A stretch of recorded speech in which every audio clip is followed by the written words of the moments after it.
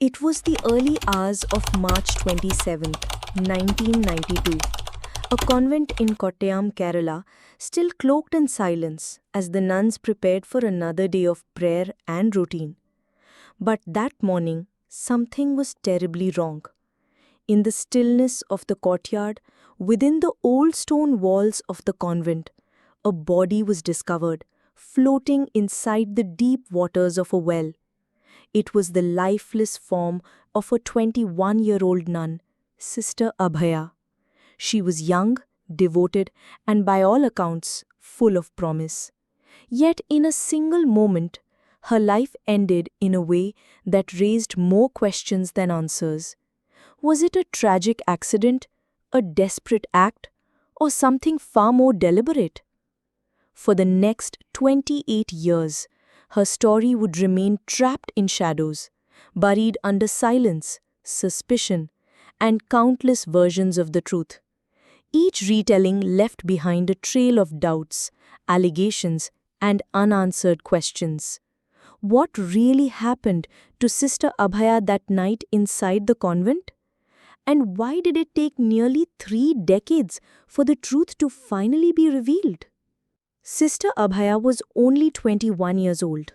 Born as Beena Thomas in Kottayam, Kerala, she was known to her family and friends as a bright, devoted young woman.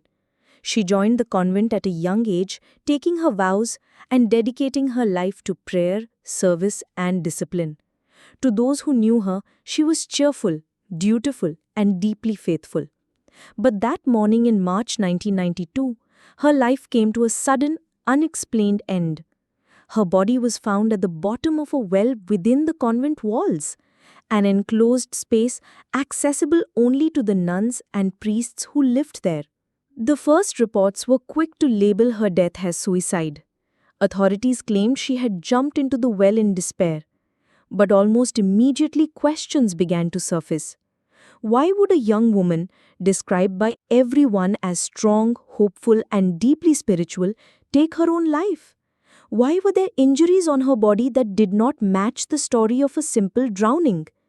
Instead of answers, the investigation only created more confusion.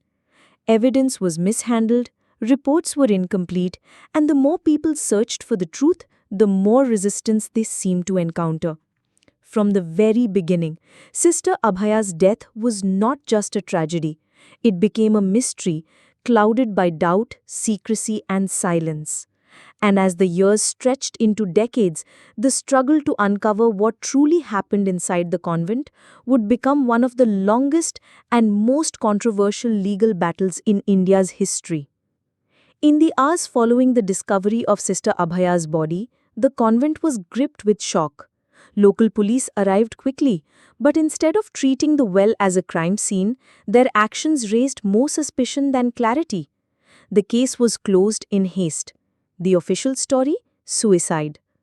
A conclusion drawn with little evidence and even less investigation. But whispers began almost immediately. People who knew Sister Abhaya, her family, and even those close to the convent questioned the story. She had no history of depression, no signs of despair. On the contrary, she was preparing for exams, active in her community, and by all accounts, looking ahead to her future. Then came the details that refused to be ignored. Forensic reports indicated injuries to her head, blows that suggested she had been attacked before being placed in the well. Bloodstains found on her clothing did not align with drowning. And strangely, crucial evidence seemed to vanish. Medical records, photographs, and statements went missing or were altered. The inconsistencies were too glaring to overlook. What should have been a straightforward inquiry into the death of a young nun quickly began to look like something far more complicated. Soon pressure mounted. The public demanded answers, the family sought justice, and activists pushed for accountability. As suspicion deepened, the case was handed over to the Central Bureau of Investigation, the CBI. But even with India's most powerful investigative body involved, the path to truth was nothing but clear. Reports clashed, files were rewritten, and investigators themselves came under scrutiny. Instead of uncovering the truth, each step seemed to bury it deeper. The mystery surrounding Sister Abhaya was no longer about what happened in those final moments. It was about why so many were determined to ensure the truth never came out. To understand the tragedy, we must first understand the young woman at the heart of it all. Sister Abhaya was born as Beena Thomas in a modest Christian family in Kottayam, Kerala. Her parents raised her with strong values of faith, discipline, and compassion. From a young age, she was known for her kindness, her diligence in studies, and her willingness to help others. Those close to her describe her as gentle yet determined, with a quiet strength that set her apart. As she grew, she felt a deep calling, a desire to serve through religious life.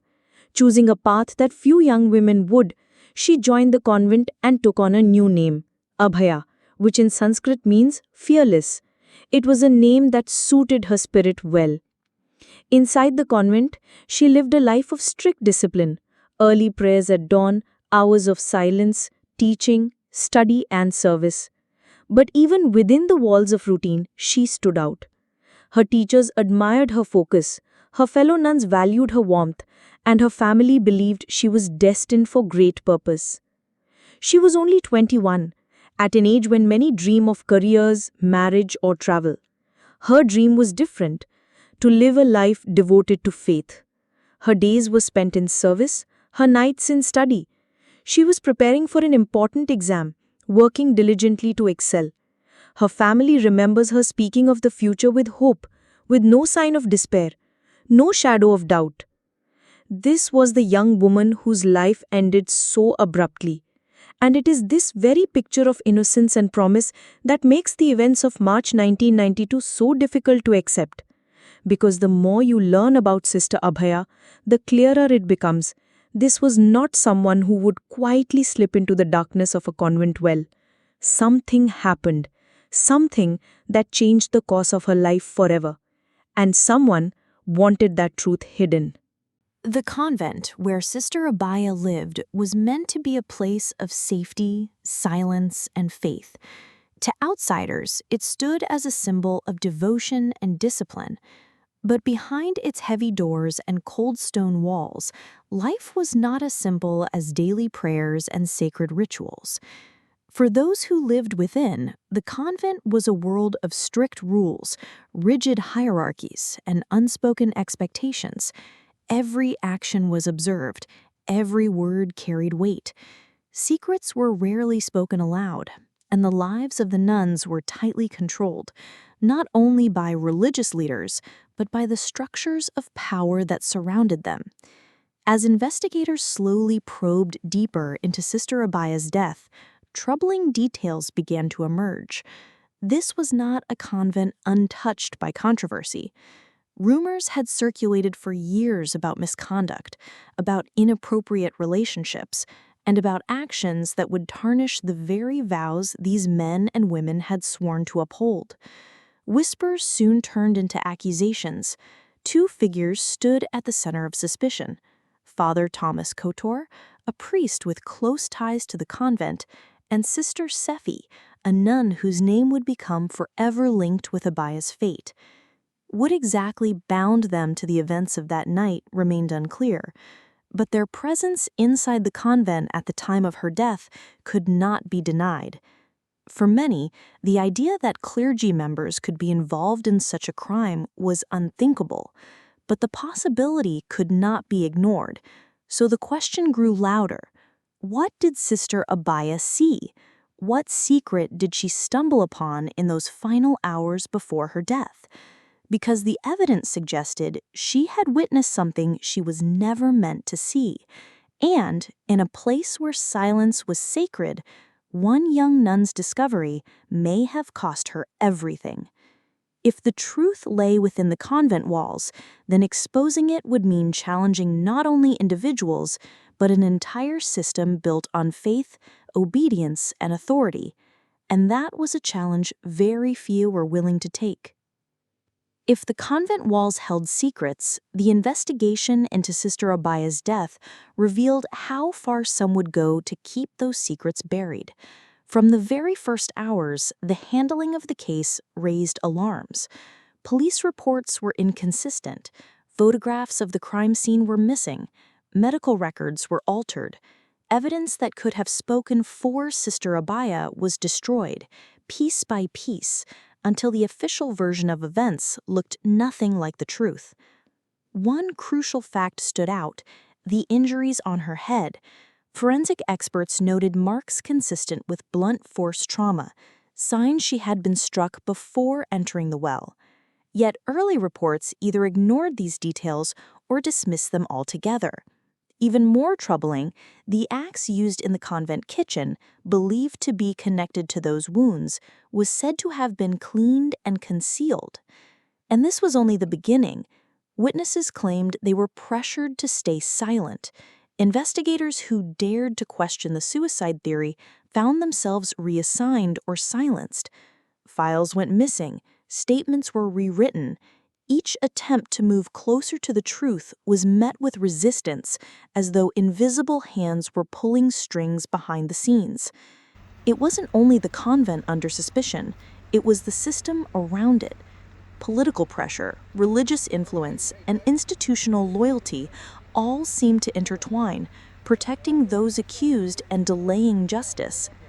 For years, the case shifted between local police, state agencies, and eventually the Central Bureau of Investigation. But even within the CBI, contradictions emerged. Some reports boldly declared it was murder. Others echoed the old claim of suicide. How could the same organization produce such conflicting conclusions?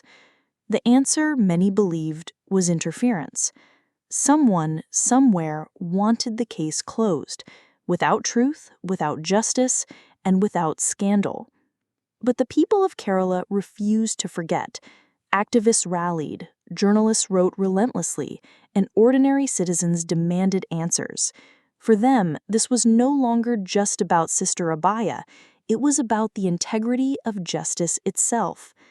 Year after year, as the case twisted through inquiries and appeals, the same question haunted the public. If she was truly just another victim of suicide, why go to such extraordinary lengths to erase the evidence? And as suspicion deepened, so too did the focus on the two names that surfaced again and again: Father Thomas Kotor and Sister Sephi. The truth was circling closer, but decades would pass before it could finally break free. For years, the truth about Sister Abhaya's death remained hidden beneath layers of silence and manipulation. But even the strongest cover-ups begin to unravel when persistence refuses to fade. By the early 2000s, the case had become one of the most talked-about mysteries in Kerala. Public outrage kept the story alive, and pressure mounted for the Central Bureau of Investigation to dig deeper than ever before. And this time, the evidence spoke louder than the silence. Forensic re-examinations revealed what earlier investigators had tried to suppress. Sister Abhaya had suffered head injuries before her body was placed in the well. Experts confirmed the marks were consistent with a blow from a blunt object, ruling out the possibility of a voluntary fall. This was no accident. Then came the witness accounts. One neighbor recalled unusual activity at the convent during the early hours of March 27th. Lights flickering, sounds of movement, figures seen where no one should have been. These details, long dismissed, now gained new weight. And slowly a picture began to form. Investigators pieced together a chilling theory. Sister Abhaya had walked into something she was never meant to see. In the silence of the convent halls, she had stumbled upon Father Thomas Kotor and Sister Sephi in a compromising situation. To protect their reputations and to ensure their secret never left those walls, she was attacked, struck on the head, incapacitated, and finally placed in the well to conceal the crime. It was a theory that shocked the public. The idea that those bound by vows of faith could commit such an act seemed unthinkable, but the evidence refused to be ignored. Bloodstains, injuries, and testimonies all pointed toward the same conclusion. Sister Abhaya had been silenced because of what she saw.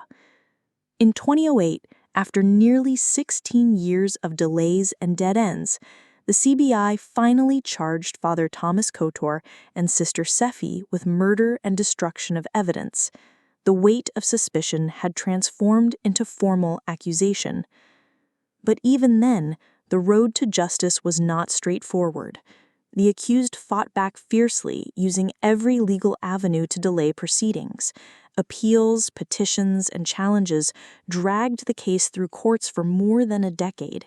Each time the trial seemed ready to move forward, new obstacles appeared. Still, one thing had changed. The world now knew the truth. No longer hidden within the convent walls, the crime stood exposed before the public. The silence had been broken. But a question remained. Would exposure alone be enough? Because the real battle had only just begun. The battle inside the courtroom. By the time the case reached trial, it had already become one of the longest and most contested legal battles in India's history. Nearly 3 decades had passed since the death of Sister Abhaya. Generations had grown up with her story as a haunting reminder of a justice system tested at every turn. The courtroom became the stage where faith, power, and truth collided. On one side stood the prosecution, armed with forensic reports, witness statements, and years of investigation pointing directly at Father Thomas Kotor and Sister Sephi. On the other side, the defense, determined to dismantle every claim, casting doubt on every piece of evidence, and portraying the case as nothing more than speculation built on crumbling ground. The proceedings were painstakingly slow. Hearings were adjourned, petitions were filed. At times, it seemed as if the truth would once again slip away into silence. But the persistence of activists, journalists, and ordinary citizens kept the trial alive. They had waited too long, and they refused to let Sister Abhaya's story be erased. The testimony of forensic experts proved crucial. The injuries on her skull, they explained, were consistent with a deliberate strike, evidence of assault, not accident. The missing records and tampered files revealed not just negligence, but a deliberate attempt to shield the accused. Witness accounts placed Father Kotor and Sister Sephi inside the convent that night, their movements cloaked in secrecy. For the defense, the strategy was simple: deny everything, question everyone, and exhaust the system until doubt overshadowed fact. But with every delay, the public's patience grew thinner, and the weight of evidence pressed heavier on the accused. Finally, in December 2020, 28 years after Sister Abhaya's death, the verdict was delivered. Father Thomas Kotor and Sister Sephi were found guilty of murder and destruction of evidence. The courtroom, silent in anticipation, erupted with the weight of justice finally spoken aloud. For Sister Abhaya's family, it was a moment of relief, though bittersweet. The verdict had come, but it had taken a lifetime. Parents had aged, witnesses had passed away, and years of waiting had left scars deeper than the crime itself. And yet, in that moment, justice was no longer an illusion. It was real, it was written, and it was final. After nearly 3 decades of silence and struggle, the truth was acknowledged by law. Sister Abhaya had been murdered, and those responsible were finally held accountable. The verdict in 2020 brought long-awaited justice, but the case of Sister Abhaya left behind questions that reach far beyond a single crime. At its core, this was not only the story of a murder, it was the story of silence. A silence that stretched across an institution, across investigators, and across decades. The most disturbing part was not simply what happened on that night in 1992, but how far people were willing to go to bury the truth. Psychologists often speak of the psychology of secrecy, how fear, shame, and the desire to protect reputation can drive people to extraordinary lengths. In the case of Sister Abhaya, that silence was not just personal, it was institutional. A system that should have been built on trust and morality chose instead to protect itself, no matter the cost. The cover-ups, the tampered evidence, the missing files, these were not accidents. They were deliberate choices. Choices made to preserve power, even if it meant leaving a young woman's death unanswered for nearly 3 decades. But there is another side to this story. The persistence of those who refused to let the case fade into history. Activists who marched, journalists who published, citizens who demanded answers year after year. Their determination reveals another psychological truth: the human drive for justice, even in the face of overwhelming obstacles. For Sister Abhaya's family, the pain cannot be undone. No verdict can restore the years they lost waiting. No sentence can replace the daughter they buried. Yet her case has come to symbolize something larger. It is a reminder that truth, however delayed, can never be fully erased. And perhaps it is also a warning about what happens when institutions built on trust choose silence over truth. A warning about the danger of unchecked power, and a warning that without vigilance, justice can be delayed for lifetimes. In the end, the case of Sister Abhaya is not just about a crime inside a convent. It is about faith tested by secrecy and justice fought for by ordinary people who refuse to forget. 28 years. That is how long it took for justice to finally speak up for Sister Abhaya. What began as the unexplained death of a young nun became one of the longest and most haunting battles for truth in India's history. A battle fought not only in courtrooms, but in the hearts of those who refused to let her memory fade. The verdict may have brought closure, but questions remain. How many others have been silenced by the same walls of power? How many stories remain buried, their truth hidden by fear and influence? And if not for the persistence of activists, journalists, and citizens, would Sister Abhaya's name have been lost forever to silence? Her case reminds us that justice can be delayed, twisted, even buried, but it can never be erased entirely. And sometimes, even after decades, truth finds its way to the surface. So now we turn to you. What do you believe this truly reveals about power, about secrecy, about the price of truth? Do you think justice was finally served, or do the unanswered questions still cast a shadow over this verdict? Share your thoughts in the comments below. If you found this story compelling and want to uncover more true crime mysteries from around the world, make sure to like this video, subscribe to the channel, and turn on notifications so you never miss the next case we bring to light. Because next time, we'll take you into another investigation that shook a community, tested the system, and revealed how fragile the truth can be until it's finally uncovered.